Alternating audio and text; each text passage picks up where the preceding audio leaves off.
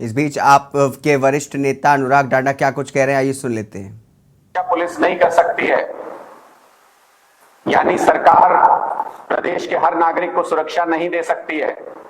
इसका सीधा मतलब ये कि वो अपने पद पर बने रहने का नैतिक अधिकार खो चुके हैं। उनको तुरंत प्रभाव से अपने पद से इस्तीफा दे देना चाहिए। हम क्यों बार बार ये कह रहे हैं कि हरियाणा को धार्मिक या ये कहें सांप्रदायिक दंगों में फेंकने की एक सुनियोजित साजिश की जा रही है, उस तरफ धकेला जा रहा है पूरे प्रदेश को। ऐसी अगर कोई गतिविधि वहां पर होनी थी जिसकी कि कल हमने देखा कैमरे पे इंटेलिजेंस के अधिकारी वहां के ये कह रहे हैं 10 दिन पहले इसकी सूचना दे दी थी कि यहां पर कुछ भी गलत हो सकता है, गड़बड़ हो सकती है। उसके बावजूद गृह मंत्री विज साहब कल ये कहते हैं कि सीआईडी की कोई पूर्व इंटेलिजेंस उनके पास नहीं थी। 2020 में सीआईडी के अधिकार को लेकर के मुख्यमंत्री और गृह मंत्री के बीच जिस तरीके का विवाद हुआ वो पूरे प्रदेश ने देखा था। तो क्या ऐसी संभावना है कि सीआईडी मुख्यमंत्री को रिपोर्ट करती है और गृह मंत्री को सीआईडी की सूचनाएं नहीं दी जाती या नहीं दी गई? क्योंकि सीआईडी कह रही है कि हमने तो पूर्व सूचित किया था, गृह मंत्री कह रहे हैं हमारे पास ऐसी कोई सूचना नहीं थी। तो क्या सीआईडी सिर्फ मुख्यमंत्री के लिए, प्रदेश के मुख्यमंत्री के लिए काम करती है और उनकी सूचनाएं जो कि गंभीर श्रेणी में आती हैं उनको गृह मंत्री के साथ और पुलिस विभाग के साथ समय रहते साझा नहीं किया गया, जिसकी वजह से इतना बड़ा हादसा हुआ, इतनी बड़ी घटना हुई और जिसकी वजह से प्रदेश का माहौल बिगड़ा। दूसरा, मुख्यमंत्री जी को सीआईडी रिपोर्ट करती है और ये सूचना गृह मंत्री के पास नहीं गई है, तो पहली बात। दूसरी बात कि उसी समय सैकड़ों नूह जिले के पुलिसकर्मी उनको नूह जिले से निकाल करके, जबकि ऐसी कोई संवेदनशील अगर परिस्थिति होती है तो बाकी जिलों की फोर्स को भी डिप्लॉय किया जाता है जहां पर ये यात्रा हो रही थी या जहां पर भी इस तरीके की घटना का अंदेशा था। लेकिन उसके बावजूद नूह जिले के सैकड़ों पुलिसकर्मियों को वहां से निकाल के मुख्यमंत्री जी ने अपनी सुरक्षा में दूसरे जिले में बुला लिया। ऐसा क्यों किया गया?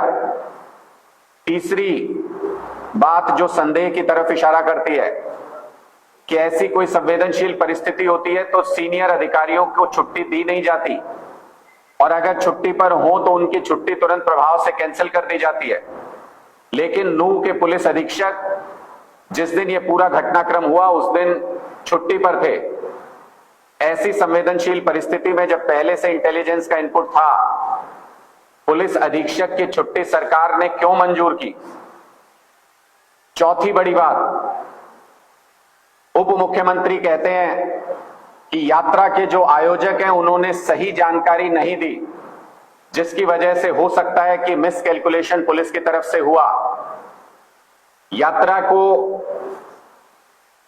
भारतीय जनता पार्टी की जिला अध्यक्ष गुड़गांव से हरी झंडी दिखाकर रवाना करती हैं। उस पार्टी के नेता जो आज के दिन में प्रदेश में सत्ता में है, उनकी बहुत महत्वपूर्ण जिम्मेदारी थी कि सही सूचना पुलिस के पास दी गई, तो क्यों नहीं दी गई, ये भी संदेह उत्पन्न होता है। मुख्यमंत्री जी ने कहा कि हर व्यक्ति की सुरक्षा के लिए पुलिस उपलब्ध नहीं है, हरियाणा में पुलिसकर्मी नहीं दिया जा सकता। तो हम मुख्यमंत्री जी से सवाल पूछना चाहते हैं कि सिपाही से लेकर इंस्पेक्टर तक 75,186 स्वीकृत पदों में से इस वक्त सिर्फ 49,808 पद भरे हैं। 25,000 से ज्यादा पद इस वक्त पुलिस विभाग में हरियाणा के अंदर खाली हैं। क्या मुख्यमंत्री इसकी जिम्मेदारी लेंगे कि उनकी वजह से, पुलिस फोर्स की कमी की वजह से हरियाणा प्रदेश में बार बार कानून व्यवस्था की स्थिति उत्पन्न होती है? क्या मुख्यमंत्री जी इसका संज्ञान लेते हुए, नैतिक जिम्मेदारी लेते हुए अपने पद से इस्तीफा देंगे? क्योंकि प्रदेश में नौकरी देना नहीं देना ये तो सरकार की जिम्मेदारी है और ये सारी गंभीर स्थिति उत्पन्न होती है अगर पुलिस की कमी की वजह से तो साफ नजर आता है कि मुख्यमंत्री मनोहर लाल खट्टर जी, गृह मंत्री अनिल विज जी समेत पूरी सरकार इस परिस्थिति को कंट्रोल करने में, लॉ एंड ऑर्डर को मेंटेन करने में पूरी तरह से नाकाम साबित हुई है।